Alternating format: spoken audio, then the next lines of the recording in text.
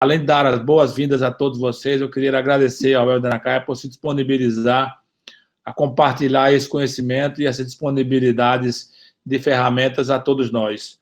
Então, Helder, muito obrigado, sejam todos bem-vindos. Só um update, estamos com 176 pessoas. Então, boa tarde a todos, tenham todos um bom evento e a Pró-Reitoria permanecerá à disposição de todos vocês em temas relacionados com a pesquisa. Todos um bom evento, muito obrigado, boa tarde. Muito obrigado, professor Silvio. Muito obrigado mesmo.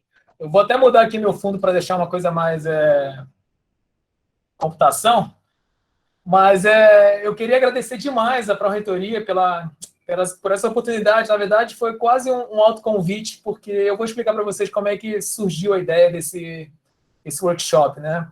E que bom que vocês estão aqui, porque pela lista de pessoas que eu vi, eu conhecia várias pessoas e tinha pessoas que eram meus ex-professores de graduação, ex-chefes de iniciação científica, então eu estou muito, muito honrado deles estarem aqui. E, obviamente, a gente está aqui justamente para bater uma conversa. Eu quis focar num curso para docentes e líderes de grupo, porque, logicamente, o tipo de coisa que eu quero falar é diferente de você falar para um aluno de graduação que pode aprender a parte pesada de programação, né? Então, eu quero mais focar na big picture para vocês verem como é que a gente pode tocar a bioinformática sem precisar necessariamente botar a mão na massa.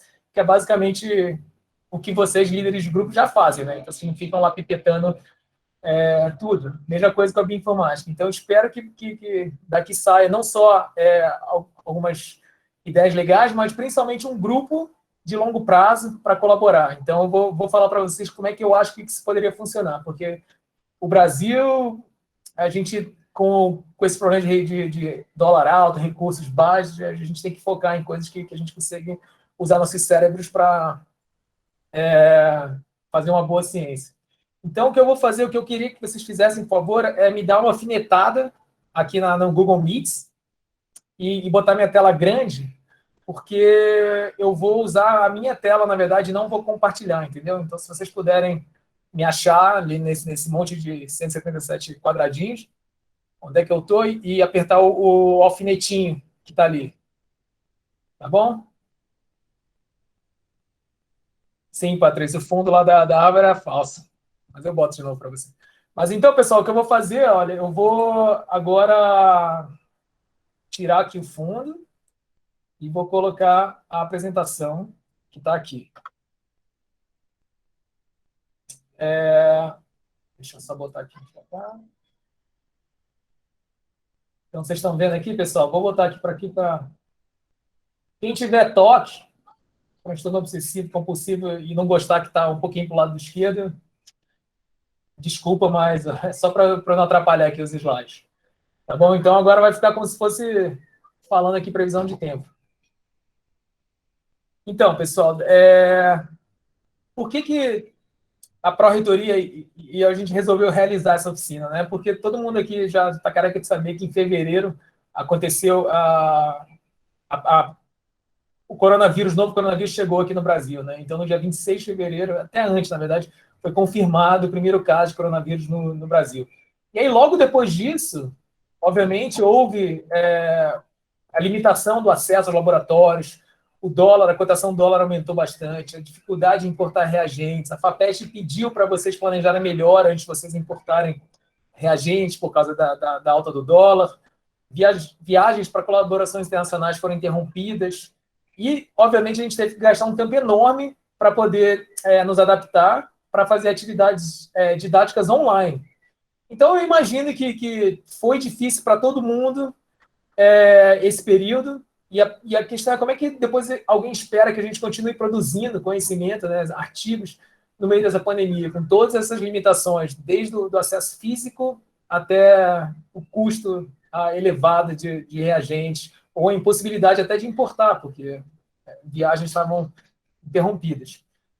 Então, só que a gente, por a gente ter a sorte de trabalhar com bioinformática e também a sorte de hoje a pandemia ser muito colaborativa, o que aconteceu é que o primeiro caso aconteceu lá, foi reportado no final de fevereiro, E aí, em um mês, a gente conseguiu juntar um artigo que a gente submeteu logo em um mês depois, com dados de mobilidade de pessoas em São Paulo, para ver qual é o grau de isolamento dos bairros de São Paulo.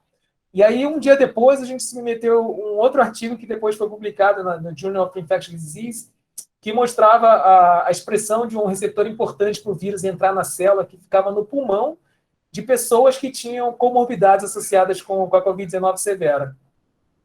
E aí, depois disso, a gente trabalhou em colaboração com vários outros grupos do Brasil. Então, a gente trabalhou com... Ah, agora eu tenho uma canetinha aqui, ó. A gente trabalhou com dados de mobilidade, epidemiologia. Isso aqui foi uma ferramenta que a gente construiu aqui para visualizar os casos.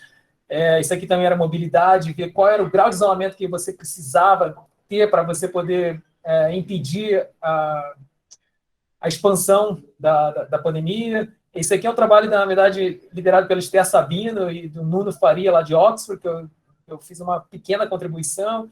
O pessoal da Regina Marques e o Pedro, lá do IB. Esse aqui foi um trabalho do nosso grupo, um trabalho do Pedro Vieira, lá da Unicamp. Esse aqui também foi outro trabalho do nosso grupo. Esse aqui foi uma colaboração com o pessoal da Fiocruz do Paraná. E esse aqui foi uma colaboração com o pessoal da Unicamp. Mas o mais interessante, pessoal, é que se você for ver o quanto que a gente gastou com reagentes, foi R$0. Então, todos esses artigos aqui que a gente contribuiu, todos os dados que a gente fez, a gente, obviamente, usou apenas a bioinformática para ajudar ou liderar esses estudos. E aí foi isso que eu estava conversando com a professora Carmen, porque ela estava me perguntando lá o que a gente estava fazendo na pandemia, eu contei para ela. Aí ela teve a ideia de conversar com a Ana Paula, com a Rebeca, com o professor Silvio, para ver se a gente conseguia fazer esse workshop para todos da USP, né? Então, foi meio que um autoconvite, porque eu falei para a Carmen que eu adoraria poder trabalhar com mais professores, porque as coisas que a gente fazia não era programação pesada, uma coisa que você precisasse nascer programador para poder fazer. Então, muitos dos projetos, na verdade, eram coisas que daria para ensinar um aluno, um pós-doc ou até um docente em poucos dias, ou talvez poucas semanas. E aí eles tiveram a ideia de montar esse workshop estratégico. Só que o meu plano pessoal, assim, o que eu gostaria mesmo de verdade, é essa parte aqui, que é esse plano de longo prazo e as colaborações. E eu quero mostrar para vocês por que isso me interessa. Me interessa porque coisas que a gente gosta de fazer lá no laboratório, a gente tem a nossa linha de pesquisa principal, mas eu gosto de conversar com outras áreas justamente para poder conhecer quais são os problemas das outras áreas e tentar procurar soluções inovadoras trazidas de outros lugares, né? Então, para mim é sempre bom poder conversar com pesquisadores totalmente diferentes, justamente para ver se tem uma solução ali que pode ser aplicada aqui e isso possa avançar o conhecimento. Então, pessoal, eu criei uma lista de e-mails do Google, que é Bioinfo Docente, que é um grupo de e-mails para trocarmos experiências, cursos, programas e formar colaborações na área de bioinformática, e esse grupo é voltado apenas para docentes e líderes de grupo. Porque a gente a gente vai ficar conversando no nível mais alto do conhecimento. A gente não vai ficar discutindo detalhezinhos de função, até pode, mas seria mais para trocar experiências, porque várias vezes eu recebo e-mail pedindo uma colaboração sobre um assunto que eu não entendo, que é de bioinformática, mas que não é da minha área, e aí eu já compartilho com alguém que eu sei que é bioinformata, um docente lá que trabalha com genômica comparativa, e aí ele forma a colaboração.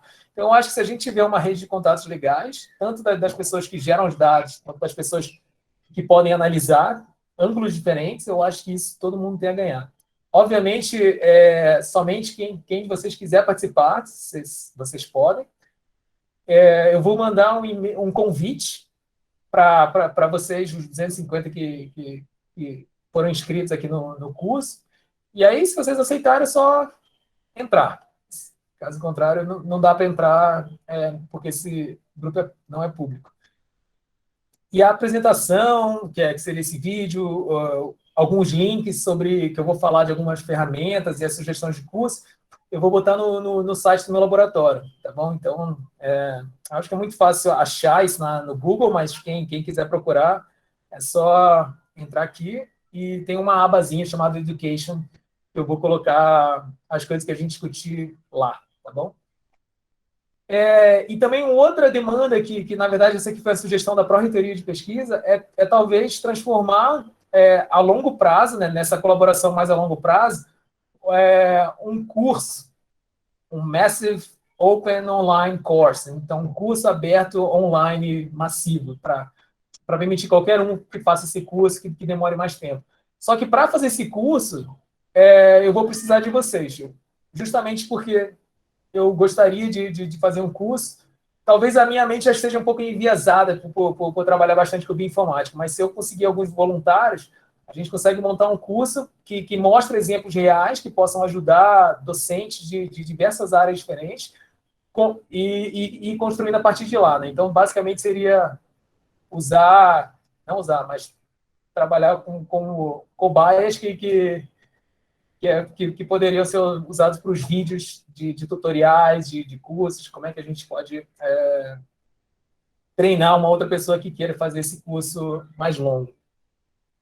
E aí eu queria, obviamente, para contextualizar, até porque que eu estou aqui falando com vocês, quem não me conhece, falar um pouquinho só de como é que eu comecei a trabalhar com a bioinformática e o que eu aprendi como líder de grupo.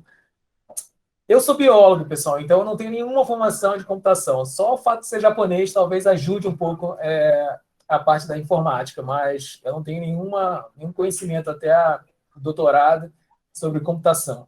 Então foi tudo que eu aprendi foi meio que na raça e na necessidade. Eu queria falar um pouco sobre esse processo, porque talvez possa ser o caso de alguns de vocês. E também talvez inspire vocês a ver que você não precisa ter um curso de ciência da computação para virar um bioinformático ou para orientar projetos em bioinformática. E aí, como é que está organizada, então, essa oficina? Apesar da gente ter bloqueado 4 horas, eu imagino que a gente não vai demorar tudo isso, né? Logicamente. A primeira parte, eu queria falar um pouquinho sobre como é que a gente desenvolve projetos de bioinformática sendo não bioinformata, ou seja, que tipo de coisa você poderia fazer para tocar projetos de bioinformática, mesmo que sua linha de pesquisa ainda não seja bioinformática. A parte 2, a gente vai focar mais em buscar respostas, usando técnicas de bioinformática, e a parte 3, tentar oferecer alguns exemplos práticos. Na parte 3, eu tive que escolher alguma área específica, então talvez seja um pouco opcional para quem for de uma área muito diferente, porque aí não vai ser prático para todo mundo. E aí, como é que a gente discute aqui, pessoal, e tira dúvidas durante a apresentação? Como eu estou no modo apresentação aqui, eu não estou vendo o que vocês estão digitando, vocês podem digitar comentários ou dúvidas no chat ali do Google Meets, e aí eu combinei com o professor Daniel, que ele vai fazer uma curadoria das mensagens, das dúvidas que são mais importantes, assim, no momento que eu estiver falando. E aí, vocês vão ver que tem alguns slides lá que é uma pausa para tomar café e para eu ler também as dúvidas para a gente poder discutir e não ficar acumulando o comentário por muito tempo, tá bom?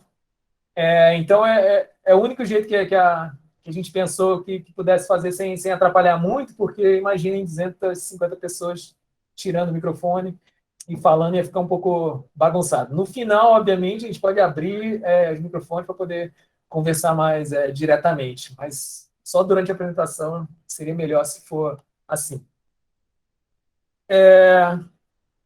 Então, como é que seria essa primeira parte? Como é que a gente desenvolve projetos de bioinformática?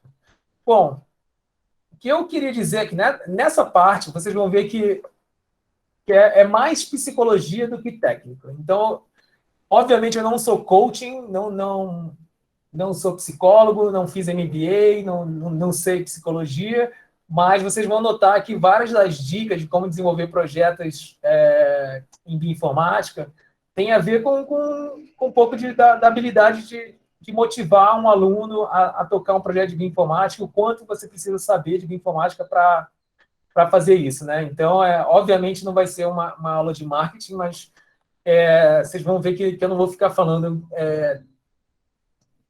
explicando o que o script faz, qual é o código, a função que você usa para poder rodar uma certa análise, né? Então, contextualizando um pouquinho sobre mim, eu vim da biologia da USP, então eu entrei em 1997 na biologia, logo depois da ovelha Dolly. Depois eu fui fazer um doutorado em biologia molecular no Instituto de Química, no departamento de bioquímica aí da USP. E aí no doutorado eu aprendi bioinformática. E aí no doutorado eu decidi fazer um pós-doutorado em imunologia, não tinha nada a ver com câncer e biologia molecular, que era o que eu trabalhava. E aí depois, quando eu voltei para São Paulo, eu foquei num campo que eu chamo de, acho que é chamado de biologia de sistemas. E aí a gente focou em outros projetos além de biologia de sistemas que eu vou mostrar para vocês. Mas o que eu queria falar aqui é uma coisa que eu notei, por exemplo, quando eu cheguei no IB, né? Na verdade, até tem professores do IB que me deram aula na graduação, mas não é nenhum deles que eu vou mostrar aqui no exemplo. Mas eu lembro das aulas de zoologia e ecologia, quando o professor falava assim: esses biólogos moleculares, isso era em 97, esses biólogos moleculares estão falando que eu preciso de termociclador, PCR, eu não preciso nada disso, não, eu consigo fazer as coisas aqui na minha lupa, no meu microscópio. Só que aí, se você for hoje em dia lá no IB, você vai ver que os laboratórios, eles fazem filogenia molecular, eles usam biologia molecular para trabalhar com ecologia, zoologia, botânica. E a mesma coisa eu noto com a bioinformática. Então, você ainda dá para ouvir professores falando: não preciso de bioinformática, não, porque isso aqui eu faço no Excel, ou isso aqui eu escrevo aqui no meu caderno. Mas eu acho que muito em breve, quem faz ciências da vida, pelo menos, dificilmente você vai conseguir tocar um laboratório se você não tiver gente no seu laboratório que entenda a parte de bioinformática, né? E aí o que aconteceu que foi que o doutorado começou em 2002, lá no IQ, e agora eu estou trabalhando no prédio novo do Centro de Inovação lá da USP, do Inova USP. E aí, quando eu terminei o doutorado em 2008, isso aqui é o que eu queria mostrar para vocês, que o tempo que demorou para sair de ser um biólogo molecular para poder vestir a camisa e dizer que era o bioinformático foi 5 anos. Então, se você quiser, obviamente, investir parte do seu tempo para se tornar mais computeiro, dá para fazer. Lá em 2008 até 2013, então, quando eu me tornei pós-doc, depois de um professor assistente na Emory University, lá nos Estados Unidos, lá eu foquei na parte de imunologia. Aí depois eu voltei no final de 2013 para ser professor da Faculdade de Ciências Farmacêuticas. E o laboratório ele é focado em usar a biologia de sistemas para entender os mecanismos moleculares de vacinas e doenças infecciosas humanas. Então, isso aqui era quando a gente ainda estava na farmácia, está todo mundo aglomerado ainda lá. Mas então, só para contextualizar, depois que vocês vão ver que a gente tem projetos bem diferentes, era porque no doutorado eu trabalhei com câncer e biologia molecular no laboratório do Sérgio Bejoves, então a gente tinha lá trabalhos em câncer. Depois a gente descobriu que vários marcadores moleculares dos cânceres eram esses tal de long non-coding RNAs, RNAs não codificadores longos, que naquela época pouco se sabia sobre eles. E aí depois eu comecei a fazer projetos mais de bioinformática mesmo, tanto relacionado com fitopatógeno, Lela, com colaborações com Mariene, com a Aline. E aí a gente começou a biologia de sistemas. Lá na Emory a gente aplicou a biologia de sistemas para entender vacinas, que é o que a gente chama de vacinologia de sistemas. Também usou para trabalhar com imunologia, então seria essa imunologia de sistemas. E depois que eu voltei para o Brasil, para trabalhar mais com doenças infecciosas e inflamação. E aí a gente fez também alguns artigos que eram focados em ferramentas de computação, ferramentas de bioinformática, que poderiam facilitar a vida de pessoas que não soubessem bioinformática. E agora um pouquinho sobre vocês. Então, o que a gente fez foi pegar lá a lista dos 250 docentes e líderes de grupos e olhar como é que vocês estavam conectados em relação ao assunto que vocês trabalham. Isso era importante, porque já que eu ia montar essa apresentação, eu queria ver mais ou menos o que eram as coisas mais estudadas por vocês, né? Então, tinha um campozinho lá do formulário que vocês escreveram o que vocês faziam, e aí uns alunos fizeram essa rede aqui para mim. Então, cada bolinha dessa aqui é um de vocês inscritos, e a cor está baseada na área da USP, né? Então, você está no Instituto de Biociências, na farmácia, medicina. Então, tem gente da enfermagem, saúde pública, tem gente do Instituto Oceanográfico, do CERIMAR, da Geociência, da Poli, Exalc. Eu estou muito honrado de conhecer esses colegas de outras unidades. Então, eu acho que vai sair coisas interessantes quando a gente começar a trocar figurinhas e problemas e obviamente, as soluções. E aí, quando você vai ver essas bolinhas pretas, que são os assuntos que os inscritos estudam, então, muita gente falou que trabalha com interações, entre aspas, ou seja, interação planta-hospedeiro, interação entre medicamentos e alimentos. Aí, muita gente falou que estava trabalhando com microbiologia, doenças psiquiátricas, neurológicas, câncer, saúde pública, metabolismo. E aí, se você vai olhar, na verdade, todos os campos que a gente detectou lá no programinha, tinha gente que trabalhava com plantas, mosquitos, invertebrados, taxonomia, biomineralização. Então, tem vários termos aqui que eu não tenho nem ideia do que seria, né? Então, fica até difícil vocês imaginarem como é que a gente vai fazer um curso mostrando coisas práticas que vai agradar a todos, já que tem áreas totalmente diferentes, de bioacústica, bioestatística. Então, o que eu quis fazer nesse curso era tentar fazer uma coisa mais geral, que pudesse mostrar o que está por trás de projetos diversos, tentar também, como eu falei, a parte psicológica, fazer vocês perderem o medo de investir seu tempo nisso aí, e o quanto vocês precisariam investir, na verdade, para poder tocar essas coisas, sem precisar comprometer entediar vocês focando em uma coisa só, né? Então, só de ler o que cada um fazia já deu umas ideias do que a bioinformática poderia ajudar nesses diferentes campos, mesmo sem saber exatamente o projeto de vocês. E aí eu comecei a tentar me perguntar por que vocês se interessaram por esse workshop, né? Não sei se vocês, todo mundo conhece o Luiz Fernando Veríssimo, né? Mas talvez vocês não conheçam a frase que ele falou que marcou minha vida, que é: a primeira crise na vida de um homem é quando ele descobre que está velho demais para ser jogador de futebol. Eu tive essa crise quando eu tinha uns 20 e poucos anos, aí depois passou, eu falei, vou ser cientista mesmo. Mas isso me marcou porque eu penso mais ou menos a mesma coisa, assim. Só que eu penso que uma grande crise na vida de um cientista é quando ele pensa que ele está velho demais para aprender algo novo. E adivinha só, a bioinformática é uma dessas coisas que desencadeia essa crise em muita gente, né? Então, você está lá bem feliz com a sua linha de pesquisa e surge um jovem petulante falando que você precisa aprender programação.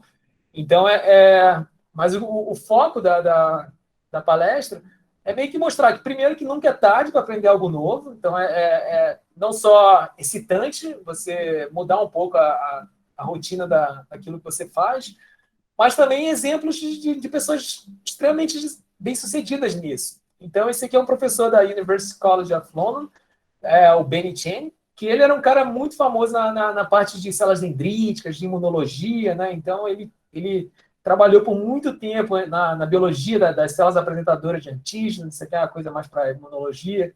E aí, depois, ele mesmo escreve no bios dele, assim, mais recentemente, eu me interessei por desenvolver ferramentas computacionais, matemáticas e estatísticas que ajudassem a integrar e fazer sentido nessa quantidade de dados gerados por essa revolução da functional genomics, né, da genômica funcional.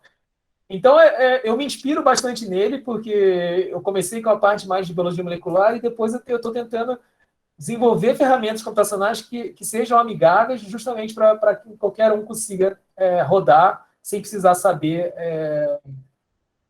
programação pesada, né? E olha só, se você vai olhar o Google Scholar dele, o artigo com mais citação, na verdade, dele, é um artigo de 2016 que fala sobre um review da história do sequenciamento de DNA. E enquanto que os outros que têm a ver com imunologia estão depois, tá vendo? Então, ele foi alguém que realmente mudou a linha de pesquisa dele e conseguiu atuar bem nos dois campos. E aí eu queria também baixar um pouquinho a expectativa de vocês. Eu queria dizer que vocês não vão se tornar especialistas em bioinformática, ou seja, vocês não vão sair daqui programando, fazendo aquela aprendizagem de máquina e predizendo tumor. Que também queria dizer que não existem programas que são mágicos, que vão fazer exatamente aquilo que você gostaria, e também não vai resolver aquela figurinha que está faltando para o seu artigo, né? Então, só está faltando aquela figura 7 para eu poder fechar um artigo.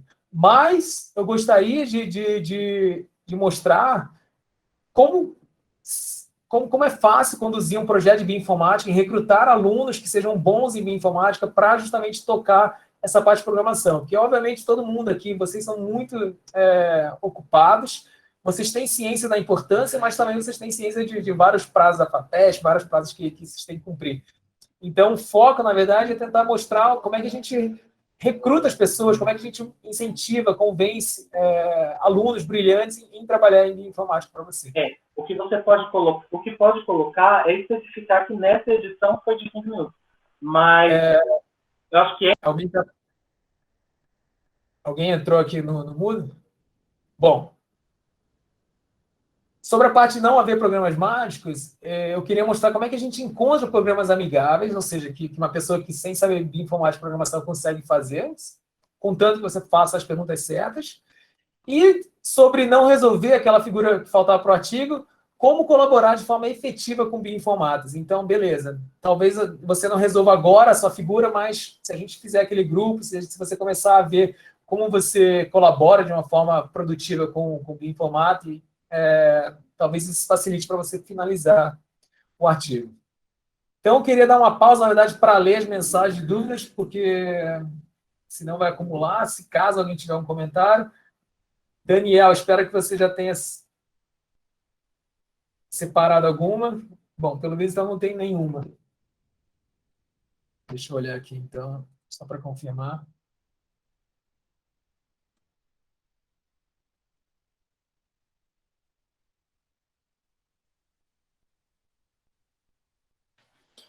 Por enquanto, nenhuma dúvida, Helder. Só sobre a gravação, se vai ser disponibilizada. Ah, tá. Não, beleza, então. Então vamos tocando. Mas se alguém quiser tomar um café e botar no áudio lá, tudo bem. Opa, tem uma aí, ó, do Robson. Vai lá no chat, que você vai ver. Ah, é? Peraí. Robson Carvalho, eu tenho. Poderia discutir a questão das validações? Bom, ele perguntou se a gente pode discutir as questões das validações.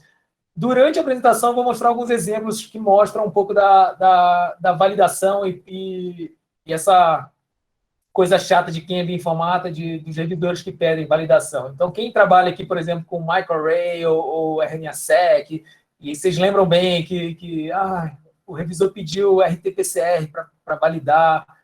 Então, a gente pode discutir isso, mas essa parte de transcriptoma é muito específico, mas eu vou mostrar, então, algum exemplo que mostra uma validação biológica muito mais legal, muito mais importante do que uma validação técnica. Ou seja, funcionou para microarray, agora vai funcionar para RT-PCR, que seria uma validação técnica.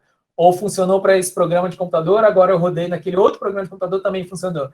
Validação técnica.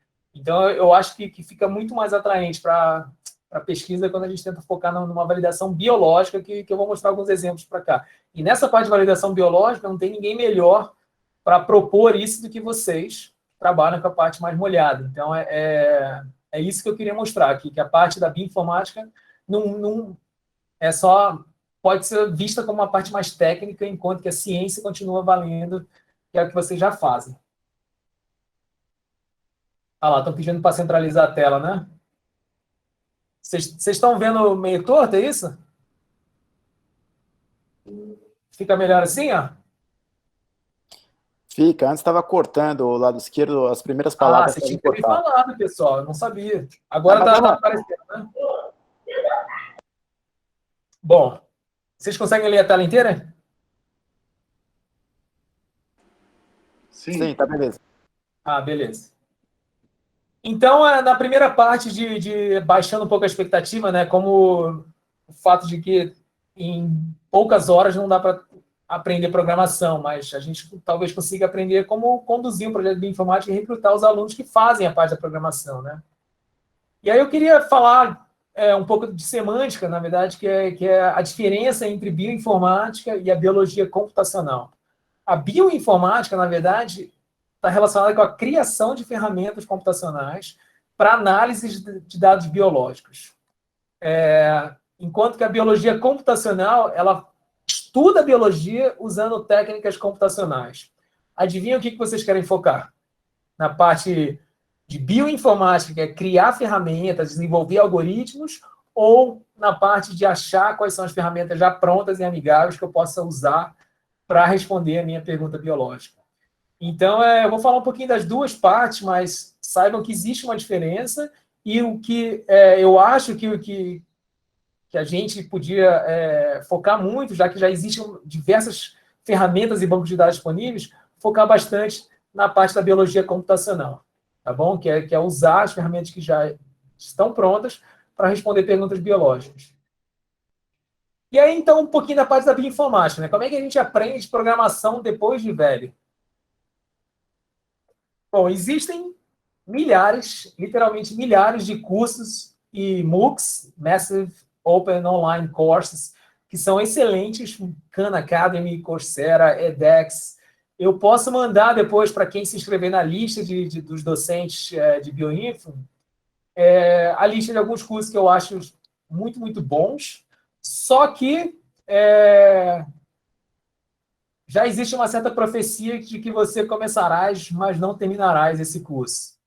Isso é fato, não só para bioinformática, mas para vários cursos online. Por quê? Porque você começa empolgado, vou aprender tudo sobre data mining, e aí você faz aquela primeira semana, aquela segunda semana, e aí surge aquele prazo, aquele artigo que você tem que submeter, ou aquele relatório da FAPESP que você tem que mandar, ou aquela temporada da sua série preferida inicia, e aí você bota aquilo lá para escanteio e não olha mais. Então, isso é extremamente comum, você começar e não terminar. E se você for pensar, pessoal, coreano, por exemplo, se você quiser aprender coreano, você consegue aprender na internet. Existem cursos grátis, aplicativos que ensinam coreano, então você consegue aprender uma língua bem diferente, se você quiser. Só que o fato é que se você não tiver um marido ou uma esposa coreana, ou um trabalho na Coreia, ou, sei lá, você for fã de K-pop, dificilmente você vai realmente aprender coreano, né? Então, a mesma coisa que a bioinformática, a mesma coisa que a imunologia, qualquer campo que você não tenha uma motivação constante para ir aprendendo, né? Então, chega um aluno no seu laboratório de imunologia, você vai dar um livro de imunologia para ele ler inteiro. Ele não vai aprender só lendo aquele livro, aliás, não vai nem terminar de ler o livro. Então, a mesma psicologia que vale para o livro, vale também para esses cursos. E aí, como é que eu vejo que deu certo, pelo menos comigo, e quando eu tento fazer um curso de bioinformática, né? É que existe, de fato, um tempo que você precisa se dedicar para você poder treinar e se tornar um expert no assunto, né? Existe uma diferença grande quando você nem sabe nem com que programa que você abre para você começar a brincar de bioinformática e até você se tornar aquele expert mesmo no assunto, que já faz o programa, já consegue reconhecer na linha de comando do seu amigo se aquele código vai dar certo ou não. Então, tudo isso existe uma grande diferença. O fato é que se você começar a fazer um curso no Coursera bem devagar, não, vamos bem básico, eu vou aprender a digitar o clássico, que é escrever Hello World, printar na tela, você vai ver que a primeira vez que você fizer isso vai ser interessante, mas depois você vai ficar meio desmotivado. Então, você não vai... Se você começar muito devagar, você não vai conseguir aprender programação. Se você mirar muito alto, você fala assim, não, eu já quero fazer um curso de text mining que vai ajudar a ler todos os artigos do mundo e curar o câncer. Você vai ficar frustrado, porque você vai ver que você não sabe nem por onde começar. Então, isso, de novo, não é regra básica da bioinformática, é regra básica de qualquer conhecimento que você queira fazer. Só que na bioinformática isso talvez fique mais acentuado, porque justamente tem já esse preconceito em quem é da área de biológica e não teve esse background já desde a graduação. Então, como é que eu acho que é uma estratégia que funciona depois de velho, né? Para alunos de pós-graduação ou até para docentes que queiram investir mesmo tempo. Eu acho que, de fato, você tem que aprender o básico no sentido de que como é que você... qual é o programa que você usa para abrir, para editar um código, para você escrever uma linha de comando. Então, só para você entender como é que você executa uma biblioteca, como é que você faz essas coisas. Pode parecer difícil quando eu estou falando agora, mas quando vocês forem ver, isso é o que você aprende logo nas primeiras semanas. Assim, né? Nas primeiras aulas você já aprende a fazer isso. Então, se você fizer o básico desses cursos para você aprender o mínimo, você já consegue fazer o passo seguinte, que é o Problem-Based Learning. Isso aqui traduziu automaticamente o autocorretor, que é o PBL, né? Então, ou seja, o jeito para sair do básico, para realmente aprender a computação, escrever programação, é baseado em problemas. Foi assim que eu aprendi no doutorado e é assim que eu tento ensinar quando vem um aluno que é da biologia, que fez um curso de biológicas, aprender isso na pós. Então, você tem que ensinar o mínimo para a pessoa entender começar e depois você tem que dar motivações pequenas, alcançáveis, que a pessoa possa não se frustrar, conseguir resolver e passar para o próximo. Como vocês são docentes e líderes de grupo, eu garanto que mesmo nessa etapa, vocês já conseguem publicar artigos de vocês, mesmo se vocês já estiverem nessa fase do PBL, ou seja, Problem-Based Learning. Por quê? Porque vocês vão conseguir entender, descobrir quais são os problemas, separar aquele problemão que você está mirando lá em cima, quais são as etapas que você tem que chegar, e aí depois ir a partir disso.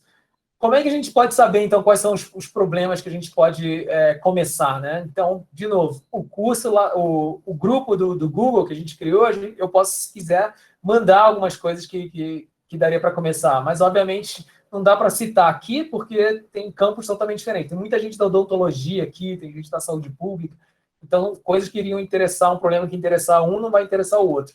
E aí depois, obviamente, se você quiser fazer a parte de bioinformática mesmo, de criar ferramentas e desenvolver algoritmos, então aí você pode fazer a partir daqui. E aí, qual linguagem de programação que eu devo aprender primeiro, então? Bom, vai depender da aplicação que você quer. Sabe, é igual a linguagem humana, por exemplo. Do mesmo jeito que alemão é uma boa língua para filosofia, inglês é uma boa língua para rock and roll, português eu não sei do que ele é bom, talvez bossa nova, mas o fato é que a mesma coisa acontece com a linguagem de computador. Então, tem linguagens que são melhores para você aplicar em estatística, linguagens que são melhores para você aplicar em processamento de texto, linguagens que são melhores para você lidar com imagens. Então, depende de se você quer processamento, se você quer paralelizar. Então, tem várias coisinhas técnicas que você pode aprender depois. O que eu sugiro é começar a aprender a programação com uma linguagem fácil e depois vocês vão ver que vai ficar mais fácil você precisar mudar. Então, por exemplo, o R é uma linguagem relativamente fácil de aprender, que tem um viés mais estatístico. O Python, ele pode ser usado para texto, para a parte estatística também. O Perl, que é o que eu aprendi, a bioinformática, ele era bom para trabalhar com strings, que seriam sequências de caracteres. Então, vai depender bastante do que você quiser, porém, do mesmo jeito que um poliglota consegue aprender uma linguagem em poucas semanas, já que ele já sabe um monte, a mesma coisa acontece com a programação. Então, se você aprender uma, você depois consegue transferir para as outras. E o importante que vocês têm que entender, na verdade, é que a programação ela vai depender da lógica de programação, do vocabulário e da gramática. De novo, igual a uma linguagem natural, igual a uma linguagem humana. O que eu quero dizer com lógica, pessoal? Então, existe uma anedota aqui que é bastante conhecida entre os programadores, que é assim: que a esposa fala assim, querido, vá até o mercado e traga 1 litro de leite. Se lá tiver ovos, traga 6. Aí o programador volta com 6 litros de leite. Aí a esposa fala, por que diabo você voltou com 6 litros de leite? Aí o programador fala assim, ué, porque eles tinham ovos. É uma piada de nerd, porém, quem é programador entende, porque, na verdade, o programador, ele seguiu totalmente a lógica da esposa. Vá até o mercado, traga 1 litro de leite. Se ele tiver ovos, traga 6 litros de leite. Um ser humano, você não precisa falar, traga 6 ovos. Fica implícito na linguagem, mas para um computador, não. Então, na verdade, quando você conversa com o computador, você tem que entender como você deve falar para ele para não gerar ambiguidade. Como é que você digita, como é que você pede para ele alguma coisa que você sabe que ele vai entender e executar aquilo de uma forma precisa. Tá bom? Então, essa parte da lógica é uma parte que depende de exercício. Assim, eu já vi várias pessoas que não sabem programação, mas já tem a lógica na cabeça. E depois eu mostro um exemplo daqui para frente.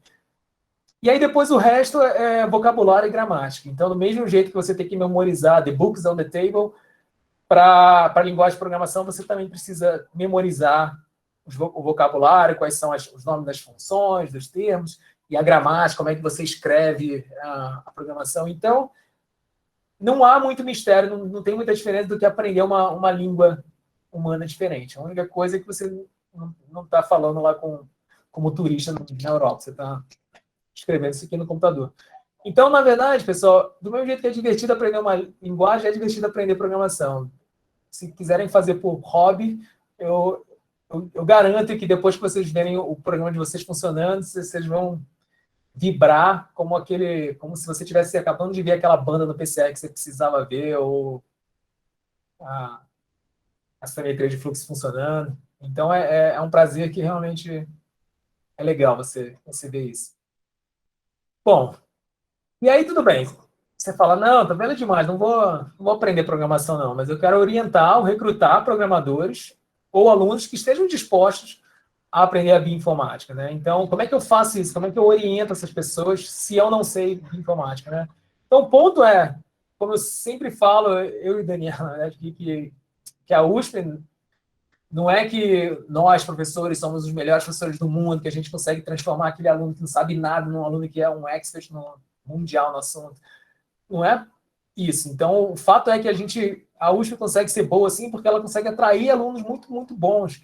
Então, já existem uma facilidade de a gente conseguir atrair alunas brilhantes que queiram trabalhar com bioinformática, né?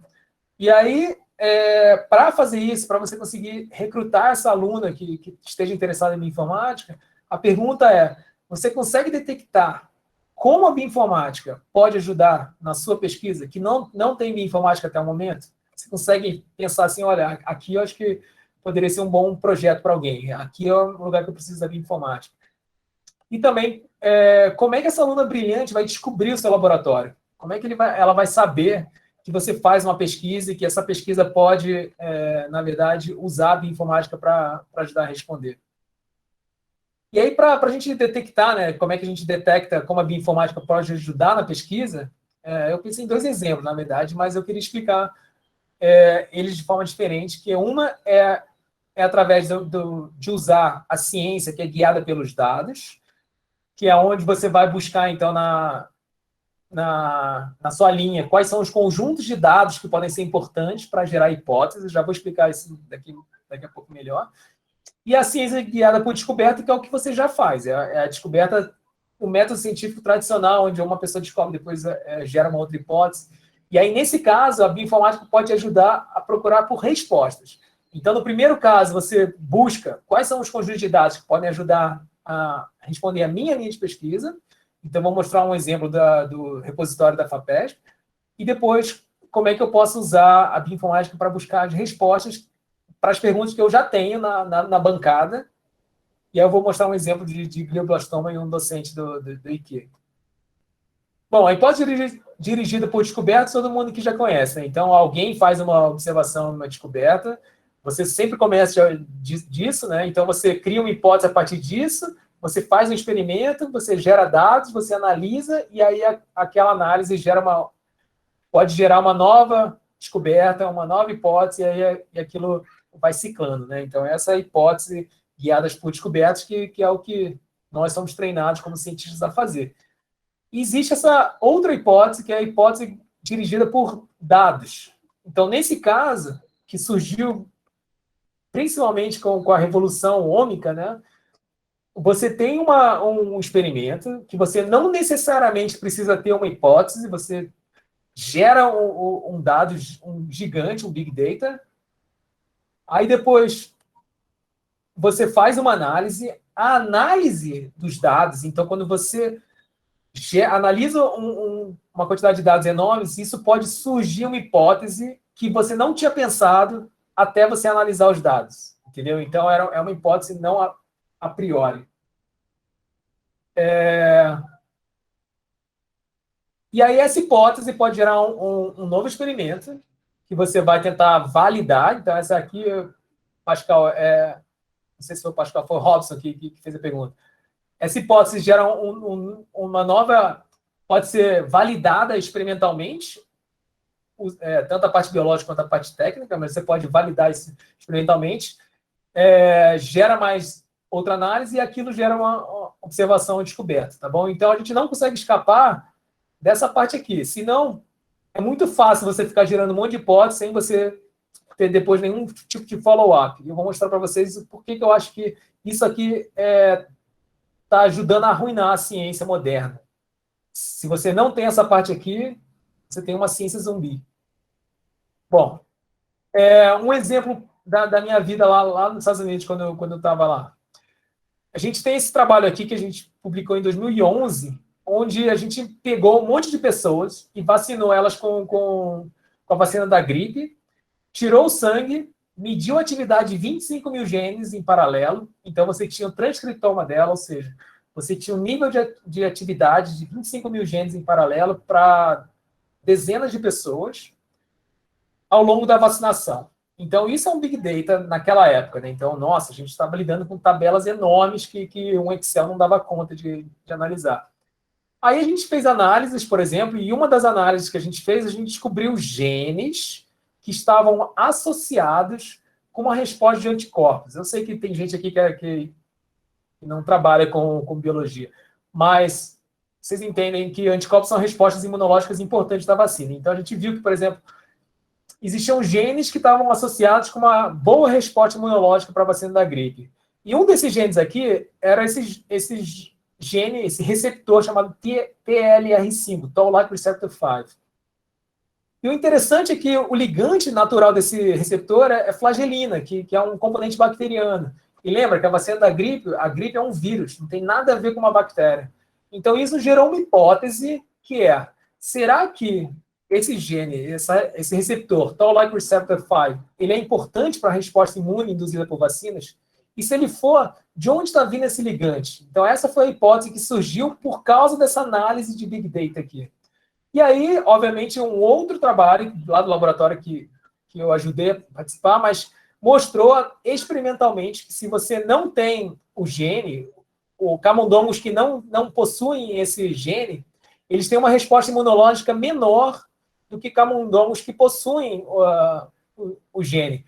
Então, ele mostra que aquele gene, ele validou, mostrando que aquele gene era importante para uma resposta imunológica boa da vacina. E aí, de onde estava vindo o ligante?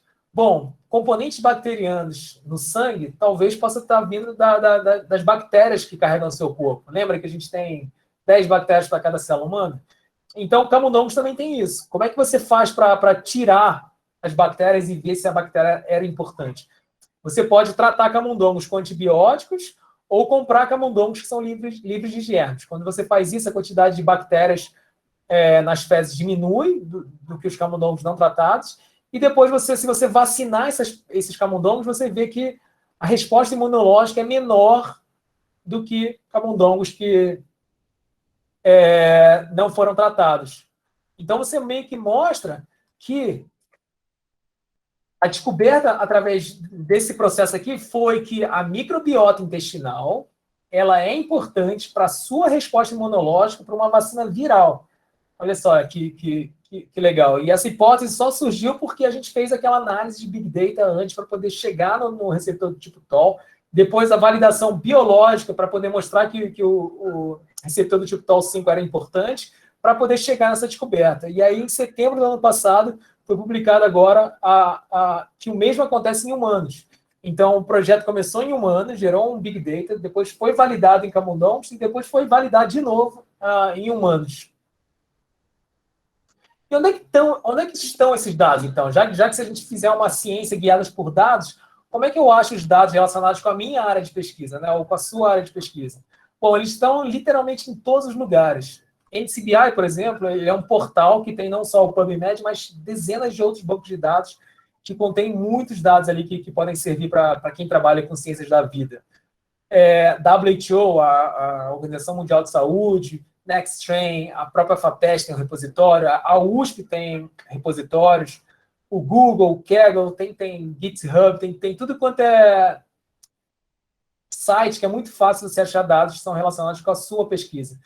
Existe, por exemplo, no próprio site da Nature, um editorial muito legal, uma página, na verdade, que mostra alguns dos repositórios de dados de diferentes áreas. Então, se você trabalha com ciências biológicas, você tem bancos de dados relacionados com sequências de nucleotídeos, sequência de proteína, estrutura de moléculas, neurociência, ômicas em geral, imagens, tá vendo? Tem bancos de dados relacionados com ciências da saúde, com ciências da química e bioquímica, com ciências espaciais, ambientais, geociências, física, ciência de materiais, ciências sociais. Então, literalmente, está em todo lugar. É muito fácil você encontrar dados que possam ser usados para responder uma pergunta sua. O difícil, de novo, é você conseguir fazer a pergunta, você conseguir entender qual é a parte dessa pesquisa que pode usar esses dados. Como é que você pode usar esses dados para responder algo que te interessa? Então, eu vou mostrar um exemplo aqui do repositório da FAPESP.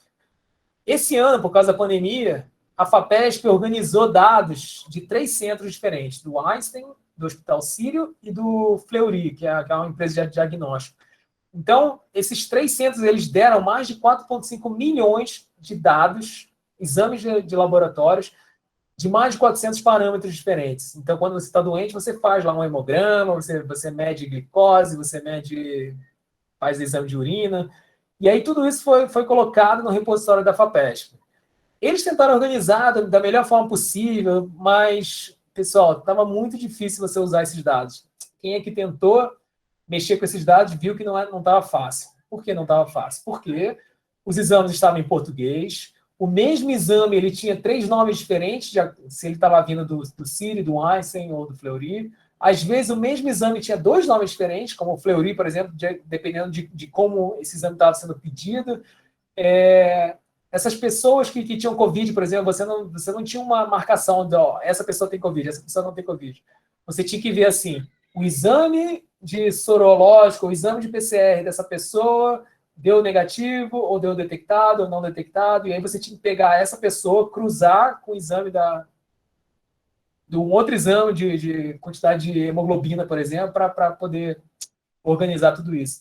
Então, apesar do repositório ser extremamente valioso em juntar essas informações, você precisava da bioinformática para poder organizar minimamente isso, para poder usar isso para fazer perguntas científicas. Então, a gente conseguiu, por exemplo, depois de olhar manualmente e mudar, traduzir manualmente cada um dos 400 exames, a gente agrupou os exames conversando com médicos, a gente agrupou quais eram os exames baseados em grupos de órgãos ou doenças ou marcadores de doenças que eram importantes. Então, a gente teve que fazer vários desses processos manuais. A gente teve que discutir qual é o critério que a gente iria usar para dizer que a pessoa era positiva ou não para a COVID. E a gente chegou num ponto onde a gente tinha uma tabela que organizava as 170 mil pessoas, das quais mais de 30 mil eram positivos para a Covid-19, e mais de 400 parâmetros para eles. E olha só, pessoal, promoção imperdível, hein? Eu vou mandar o dataset para vocês, organizadinho, bonitinho, limpinho, para vocês brincarem, tá bom? Então, eu vou mandar naquele grupo dos docentes, porque essa primeira parte já foi, que é a parte de organizar, e aí se vocês conseguirem surgir com alguma pergunta legal, alguma hipótese legal, fiquem à vontade para responder. A gente submeteu um artigo que está agora em avaliação, né, que mostra uma análise profunda dos parâmetros laboratoriais e como é que eles revelaram as diferenças entre os sexos, a idade e a inflamação sistêmica em indivíduos com Covid-19. Então, devido ao fato de a gente ter 30 mil pessoas com Covid e mais de 100 mil pessoas sem Covid, a gente conseguia separar, ao longo da idade e por sexo, o perfil de diferentes parâmetros. Então, por exemplo, esse aqui é um parâmetro de proteína C reativa, que é um parâmetro que mede inflamação sistêmica. Então, dá para ver, por exemplo, que homens que têm Covid, esses níveis de proteína C reativa estão maiores do que homens sem Covid, que é essa linha aqui azul mais clara. Mulheres também, com Covid, têm proteína C reativa maiores do que sem Covid. E está vendo que essa diferença ela aumenta conforme a idade, que está nesse eixo X aqui, ó. E olha só, em homens, essa diferença fica mais pronunciada quanto mais velhos eles são, e em mulheres, essa diferença é muito menor, apesar da idade aumentar também essa diferença. Só que quando você olha as enzimas hepáticas, musculares, quando você olha íons, por exemplo, você vê que essas diferenças mudam. E geralmente, quando vocês, ferritina, fibrinogênio, quando vocês fazem um exame de laboratório, geralmente o que acontece lá mostra uma referência, uma faixa de referência, mas essa faixa de referência quase sempre é assim, olha, acima de 18 anos, que é todo mundo aqui, você espera um nível X ou um nível Y. Mas olha só como é que esses valores variam de acordo com a idade. Tá vendo? Então, talvez essa análise seja importante para guiar os médicos a poder entender melhor como é que é o perfil de cada um desses parâmetros laboratoriais ao longo das idades e por sexo. Então, agora você não vai lidar mais com uma faixa de referência que vale para todo mundo acima de 18 anos. Você vai lidar com uma faixa de referência que seja essa faixa aqui, ó, que são as pessoas que não têm Covid-19, mas têm outros problemas. E aí eu estava lendo essa revista aqui, eLife, e aí nessa revista tem esse trabalho aqui eu não sei falar esse nome, do Pravin, que ele mostrava que o vírus SARS-CoV-2 ele mimetizava estrategicamente a ativação proteolítica dessa enzima aqui. E essa proteína, ela regula, é um receptor, na verdade, ela regula os íons sódio e a homeostase de água. Então, o vírus, estrategicamente, mimetizava essa proteína humana. E qual era a consequência disso? A consequência é que, possivelmente, seria possível, de que essa proteína pudesse sequestrar o mecanismo relacionado com a regulação do sódio, né? Então, o SARS-CoV-2, o vírus, poderia, a infecção, interferir com o balanço de sal e de água no pulmão dos pacientes de Covid-19. Então, a hipótese deles era que uma das possíveis causas dos sintomas severos respiratórios poderia estar relacionada com o íon sódio. E lembra que isso aqui a gente mediu para diferentes pessoas? Então, eles fizeram um estudo bem em sílico, mostrando a estrutura, depois eles mostraram alguns exemplos in vitro, e aí eu mandei um e-mail para eles falando assim, olha, a gente tem esse dado aqui da FAPEST, né, com 30 mil pessoas, onde tem o sódio, aqui talvez vocês queiram olhar. E aí a gente começou uma colaboração, onde eu mandei os dados para eles poderem ver se o íon sódio correlacionava com a UTI e tudo mais, e eles iriam validar a parte biológica disso, né? Então, ou seja, ativamente eu tentei procurar uma pergunta que pudesse satisfazer eles, porque eles nem leram o pré-print que a gente tinha colocado lá. Um outro exemplo é esse aqui, né, da ciência guiada por descobertas, que é onde você tenta buscar por respostas. Então, o exemplo que eu dou aconteceu em 2014, aliás, 2013, na verdade, 7 anos atrás, onde eu estava conversando com uma docente do IQ, e ela trabalhava com glioblastoma, mas também trabalhava com essa proteína aqui. Então ela falou assim para mim, eu não preciso muito de bioinformática, não. Hoje ela trabalha com bastante bioinformática, mas na época ela falou assim, não preciso muito de bioinformática, não. Eu trabalho com two-hybrid screening, que é uma técnica que você tenta descobrir quais proteínas estão ligadas à sua proteína-alvo, né, que se chama de Bates, de isca. E aí ela falou assim, eu trabalho com essa técnica onde eu tento identificar possíveis proteínas que interajam com a minha proteína favorita, que é essa aqui. Então é isso que eu faço. Faço screening, fico vendo quais são as proteínas que podem ser alvos, e depois eu tento entender como é que ela pode atuar, por exemplo, em diversas condições, incluindo a glioblastoma. Aí, o que eu decidi fazer? Na época, a gente estava com um grupo bem pequeno de gente, mas a gente pegou, por exemplo, fez uma análise que é muito, muito simples de fazer, que, de novo, você consegue treinar qualquer pessoa a fazer em poucos dias, que é você pegar, por exemplo, a expressão de um gene que você tem interesse, que é aquele seu gene isca, e qualquer outro gene de um transcriptoma, ou se você quiser pegar uma proteína e qualquer outra proteína do proteoma, você pode usar esse tipo de abordagem. Que é, simplesmente, você imagina, você plota a expressão do gene que você quer, de interesse, e qualquer outro gene aqui. Aí, se você encontra uma correlação positiva ou uma correlação negativa, ou seja, uma correlação positiva onde cada pontinho aqui é uma amostra diferente. Toda vez que uma amostra tem um aumento da níveis altos desse gene de interesse, tem também níveis altos do gene que você está testando. Se ele tem níveis baixos do gene de interesse, tem níveis baixos do gene que você está testando. Então, isso é uma correlação positiva, né? Uma associação direta entre esses dois genes. Você pode também encontrar uma correlação negativa. Mas o fato é que isso é bastante usado na biologia e é chamado de Guilt by Association Analysis. Por quê? Porque já foi mostrado que genes que são regulados da mesma forma, eles são correlacionados, os níveis deles são correlacionados. Genes que um regula o outro também tendem a ser correlacionados. Então, você consegue, ou genes que possuem a mesma função, eles também tendem a ter o mesmo padrão de coexpressão ou níveis. Então, essa é uma técnica fácil matematicamente de executar, onde você compara o seu nível de expressão do seu gene contra todos os outros genes, e você vai calculando a correlação entre o seu gene e todos os outros. E aí você consegue fazer isso, por exemplo, para 84 estudos, que foi o caso que a gente fez aqui para essa professora. Então, a gente pegou lá 84 estudos e foi vendo quantos estudos, por exemplo, existiam, quantos genes estavam correlacionados com pelo menos 4 estudos. Estão vendo?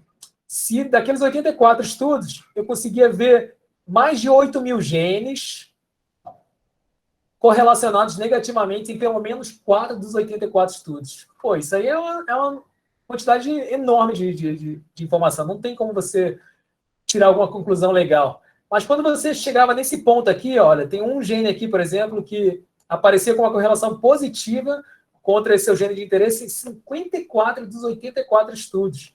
Então, e o mais interessante é que quase nada era sabido sobre esse gene relacionados com o gene de interesse, né? Então, aí, por exemplo, poderia ser um forte candidato a um regulador, ou participar de uma mesma via, ou desenhar experimentos funcionais de validação biológica para ver se isso aqui fazia sentido.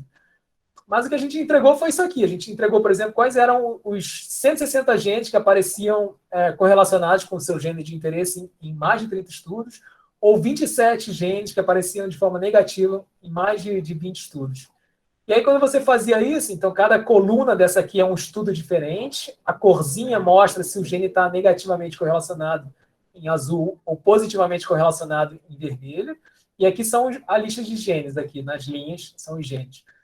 E aí você consegue ver quais são esses genes, e aí quando você entrega isso para a professora, que falava que a bioinformática não era muito importante, ela notou que várias das proteínas já eram sabidamente, já apareciam no screening dela, de two hybrids, e também tinham várias outras que poderiam ser muito interessantes para a condição biológica. Vocês estão vendo? Então, dessa forma, a gente conseguiu mostrar que, mesmo achando que a bioinformática não seria importante, você consegue mostrar que a quantidade de dados que estão lá podem ser usados para te revelar possíveis alvos de proteínas associadas com a proteína de seu interesse, sem você ter que gastar nenhum real para você fazer gerar esses dados.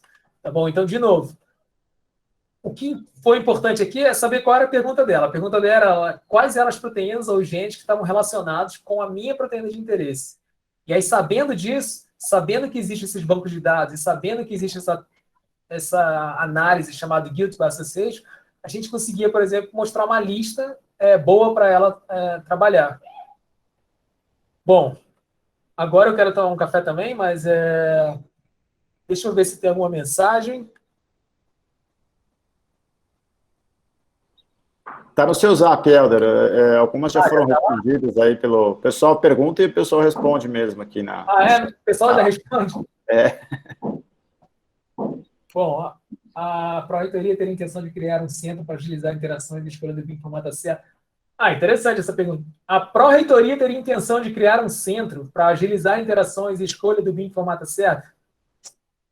Eu não tinha pensado nisso, eu estava pensando no grupo de trabalho, mas eu acho que é algo que vale a pena conversar com a Pró-Reitoria, porque um dos motivos de ter voltado para o Brasil era porque eu sabia que é muito difícil trabalhar com a ciência molhada aqui, né? A importação demora 3 meses, a cotação do dólar atrapalha aquele projeto que você ganhou, um valor X de dinheiro.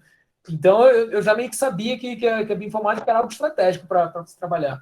E também tem essa dificuldade do fato de que existe um pouco de ignorância, no sentido de que achar que a bioinformática é qualquer pessoa que sabe por que seu computador não está resetando ou fazer uma biologia estrutural, mas, na verdade, a bioinformática é enorme. Você tem áreas, sub-áreas que são muito especializadas, que é como eu falei, várias vezes eu repasso as colaborações que eles me pedem para pessoas que eu sei que podem fazer. Seria, sim, muito legal se a Pró-Reitoria da USP ou pudesse centralizar isso e aí, do mesmo jeito que tem aquele Get Ninjas, né, que você pode oferecer seu serviço ou você oferece o que você quer, as pessoas se encontram. Eu vou discutir isso aí, eu gostei da sugestão. Bom, como se inscrever na lista Bioinfo Docente? Eu vou enviar o convite para todas as 250 pessoas que estão participando aqui. Então, vocês vão receber e aí vocês decidem se vocês querem participar ou não. É possível rodar programas ou aprender Bioinfo usando Linux virtual? Pessoal, Linux é um sistema operacional, né, que é bastante... agora já está quase igual... o Linux ele é um sistema operacional que, na verdade, existem várias facetas diferentes, né? Então, tem um chamado Ubuntu, Mint, várias distros que eles chamam diferentes. Então, quando você baixa essas diferentes jeitos de visualizar esses sistemas operacionais, vocês vão ver que estão quase igual o Windows, assim, é muito parecido com Windows. Então, fica muito fácil para vocês entrarem, já mergulhar de cabeça no Linux. Eu vou contar uma coisa para vocês que meus alunos podem me matar, mas eu vou falar. Eu faço tudo no Windows, direto. Ou seja, por quê? Porque eu gasto muito mais tempo escrevendo no Word, fazendo apresentação em PowerPoint, do que programando mesmo. Eu só programo quando tem que verificar uma coisa, quando tem que ver algum negócio. Aí, quando eu faço isso, eu já tenho, por exemplo, no próprio Windows 10, um terminal que você pode abrir, você pode instalar Perl, Python, R, tudo lá no Windows. Então, você consegue fazer tudo direto do Windows, por exemplo. Mas o ponto dessa palestra é mostrar que você não precisa nem de sistema operacional, você não precisa nem programar, você pode usar ferramentas prontas de browser, ou que você instala no seu Windows, e é tudo point and click, tá bom? Então, existem já uma infinidade de ferramentas que você não precisa nem ir para esse lado mais de computação. Mas quem quiser, tanto o Linux, instalar já como dual boot na sua máquina, ou se quiser rodar do seu Mac nem precisa instalar nada, porque ele já é meio que baseado nisso, né? Ou do Windows, eu também mostro, tá bom? Então, anotem aí, quem for entrar no grupo e que fez essa pergunta lá do e-mail, como é que você faz para instalar os programas para você não ter para poder rodar tudo do seu Windows, tá bom? Aí eu mando para vocês a listinha de coisas que pode fazer. Bom, tem uma outra dúvida que é assim, perdi a parte em que mencionava Python. Eu sei programar em Visual Basic. Uau, já ouvi falar que Python é o top do top para análise estatística. Queria saber se o professorado recomenda aprender mesmo para essa finalidade. Olha, é aquilo que eu falei, você consegue, apesar de inglês ser uma língua boa para rock and roll, para rock and roll, você consegue criar músicas de rock em português ou em alemão, mesma coisa de filosofia. E a mesma coisa com programação. Eu, por exemplo, eu comecei a aprender em Perl, que é uma linguagem que meus alunos ficam me zoando porque é linguagem de velho. Talvez seja o Visual Basic que você está mencionando. Mas o fato é que eu não preciso... Aí eu aprendi também a programar em R. Então, quando eu quero fazer uma coisa mais lidar com genomas ou com sequências de caracteres, eu uso Perl. Quando eu quero lidar com a parte mais estatística, eu uso R. E eu sei que Python é uma linguagem que é facílima e ela pode fazer bem as duas coisas. Já tem muitos de pacote. Só que o fato é que eu já consigo tocar minha vida, já consigo resolver tudo falando a linguagem que eu sei. Para que eu vou aprender uma nova? Mesma coisa com a Visual Basic. Então, se você está sentindo uma limitação, está vendo que o seu programa está demorando demais, você não está conseguindo rodar as suas coisas estatísticas, então você pode ir para MATLAB, para R, para Python. Aí vai depender de novo da sua aplicação. Então, você que já sabe Visual Basic, com certeza você vai ver que é muito fácil você transferir a gramática de uma para outra e não vai ter muito problema. Quais aplicativos podem ser usados? Aí depois que eu vi que só que já tinham respondido isso aí, desculpa. Quais aplicativos podem ser usados para fazer análise de Guild by Association? Bom, aplicativo, ótima pergunta. Talvez eu crie um aplicativo para isso, mas essa é uma função tão fácil de fazer, quem sabe o mínimo de programação, porque você consegue fazer uma correlação entre tudo contra tudo. Por exemplo, imagina uma tabela onde você tem 25 mil linhas, que são uma linha para cada proteína ou cada gene, e você tem 500 colunas, por exemplo. Cada coluna é uma amostra diferente, de amostras normais, tumorais. Imagina uma tabela nessa dimensão, 500 colunas por 25 mil linhas. Você consegue, usando uma linha de comando no R, correlacionar todas as colunas entre si. Então, você teria uma matriz de 500 por 500, onde você via qual é a amostra que é mais correlacionada com qualquer outra amostra. E você também consegue fazer essa mesma análise, agora comparando 25 mil genes contra outros 25 mil genes, usando uma linha de comando, que é a funçãozinha chamada core do R, por exemplo. Então, você... Para quem já programa, fica meio desnecessário fazer isso, mas você me deu uma boa ideia, que talvez vale a pena criar uma ferramenta online, talvez já exista isso, onde você faça o upload de uma tabela, como essa que eu falei, você escolha qual é o gene isca que você quer e ela te devolve uma tabela com as correlações para você olhar. O Robson colocou um link aí do Broad Institute para isso. Pô, desculpa, então já existe isso. Beleza, Robson, valeu aí.